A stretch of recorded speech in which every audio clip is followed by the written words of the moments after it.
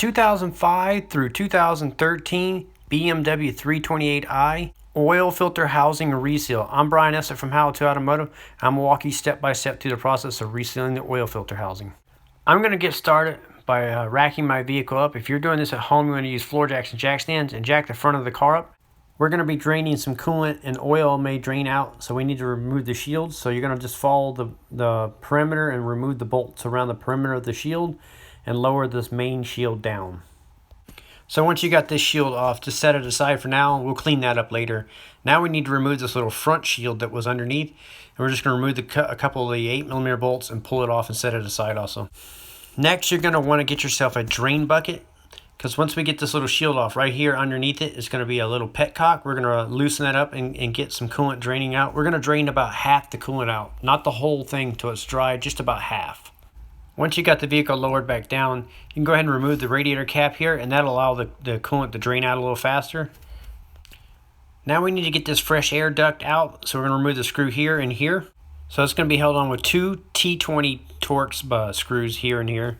Once you get those off, then you can just pull the air snorkel off and set this aside. Now we're going to remove the air box.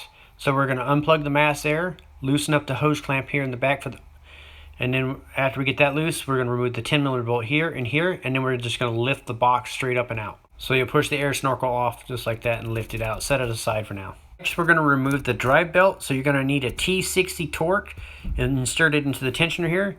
So you'll take the T60 and a little 1-inch or a 1/2-inch extension like this, and then you'll insert it into the tensioner and rotate it clockwise, and that'll spring the tensioner free and you can slip the belt off.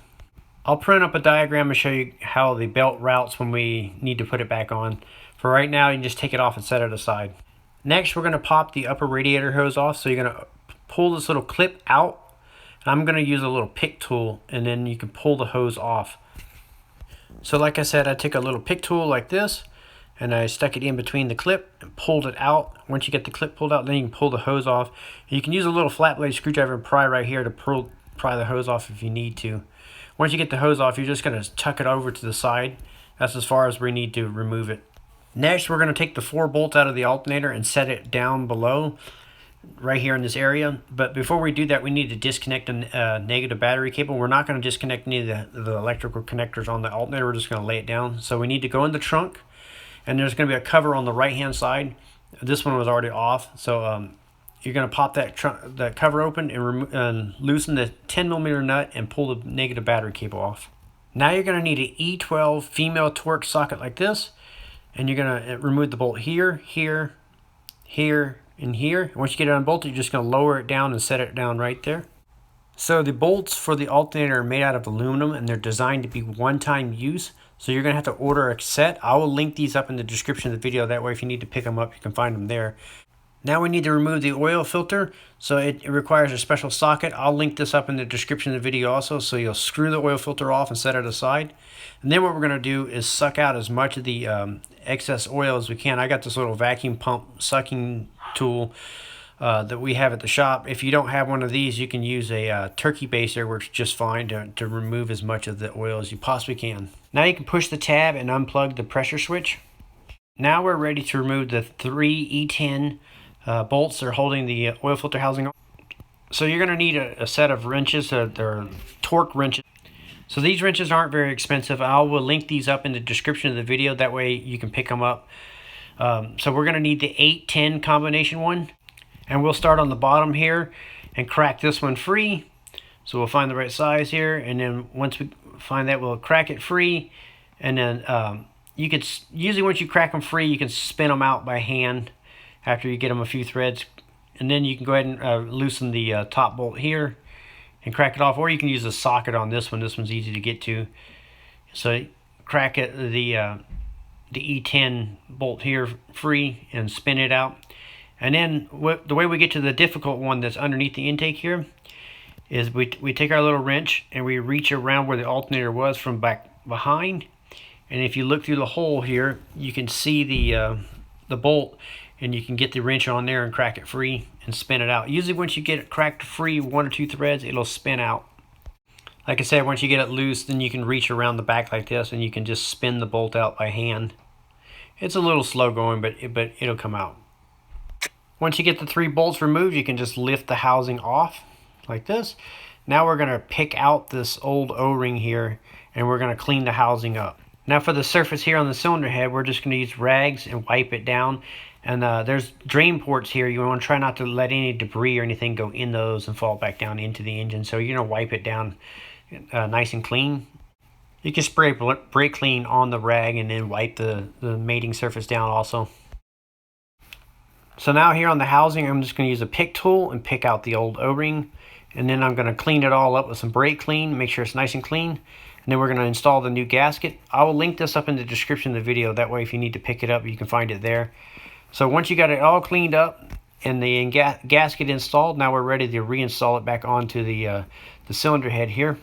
So you'll put it back into position and you'll start the 3 bolts. I like to start all 3 bolts by hand and run them in until they're snug. And then once they're all running and snug, then you can tighten them all up.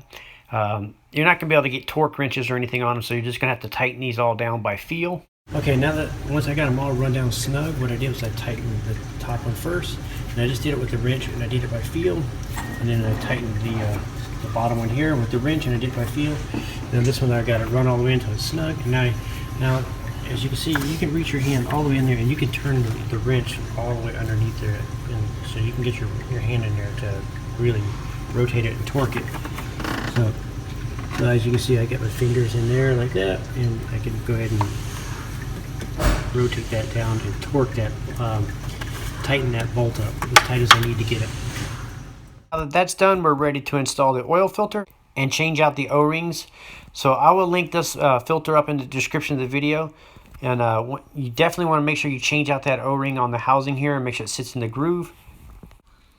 Now that you got the oil filter back on, you can go ahead and plug the pressure switch back on. Now you can reinstall the upper hose, so you'll push it onto the housing all the way to it's fully seated, and then push the clip in, and then you want to give the hose a tug and make sure it does not pop back off.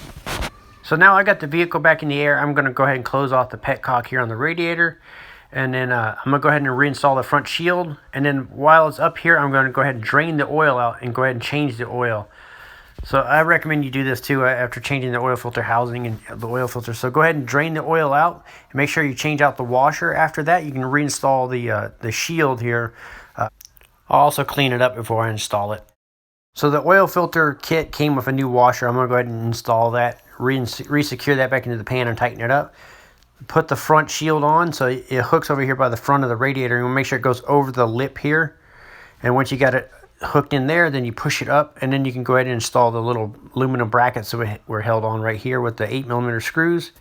So before I install the larger shield, I'm going to take it and wash it. Now that it's all cleaned up, I'll just reposition it and bolt it back up. Now with the vehicle back down on the ground, we can fill it up with 6.5 liters of BMW approved full synthetic motor oil. So the reason why I went a little bit out of order is I was waiting on the bolts to come in. Now that the bolts are in, we're going to go ahead and bolt the alternator in position. I'll link these bolts up in the description of the video.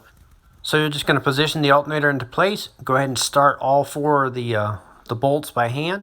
Then you're just going to run them down until they're all 4 snug. Now you can take a torque wrench and set it to 8 foot-pounds and torque all 4 of the bolts down to 8 foot-pounds. Now that they're tightened to 8 foot-pounds, now we need to take a breaker bar and install it on there. And what we need to do is rotate these bolts 180 degrees for the final torque. So you'll install your breaker bar and then you'll rotate it around 180 degrees and then move to the next bolt and repeat that pattern until all 4 of the bolts have been torqued to 180 degrees. While I was waiting on the bolts for the alternator, I went ahead and stripped my valve cover. This is an additional job I'm doing, so this has nothing to do. So our next step is going to be to route our belt, and this is a diagram that I printed out, but our printer is a little faded, so I just drew it in. So you're going to start with the pulley back here, route around the crank the way you see here, and then we're going to put our socket back in there and crank the tension over and then slip the belt on. Now you can go ahead and reinstall the air box, the mass airflow sensor plugged back in, and the hose clamp tightened back up. And re-secure the 2 10mm bolts on the side here. After reinstalling the air snorkel, you can put the bolt here and here back in and tighten them back down. So now we're going to fill up the coolant reservoir here, and what we're going to do first is remove the bleeder screw here. So we're gonna take that fully out. We're gonna fill it up until it's completely overflowing and overflowing out of the bleeder screw. Then we'll install the bleeder screw back in after it's overflowing. So once it's overflowing like this, we'll take the bleeder screw, put it back in, and we'll tighten it up until it's snug. It doesn't have to be very tight. It's made out of plastic, so you're just going to put it in and until it's snug, and then maybe a little quarter turn or so more, and that's about as all you need. And then what we're going to do is we're going to remove some of the coolant. This is an expansion tank, and if we leave it too full like this, it'll pop. So what we need to do is suck some out until this little bobber floats down to its level with the top of the tank here. So I'm going to use my little fluid extractor here and suck some out. Like I said, if you don't have this, you can use a turkey baster. It works really well for doing stuff like this. So you'll suck it out till it's down to that level right there. And if you look on the side of the bottle, it has a diagram showing you how that's done. So once you get it sucked out, you can go ahead and put the cap on. And that'll complete the job of resealing the oil filter housing on a 2005 through 2013 BMW 328i. I'm Brian Eslick from How To Automotive. I'd like to thank you guys for watching my videos. Encourage you to subscribe. Invite you to head over to the howtoautomotive.com website for more valuable videos like this. And also to remind you that I'll link up all the parts and tools in the description of the video. Thank you again for watching.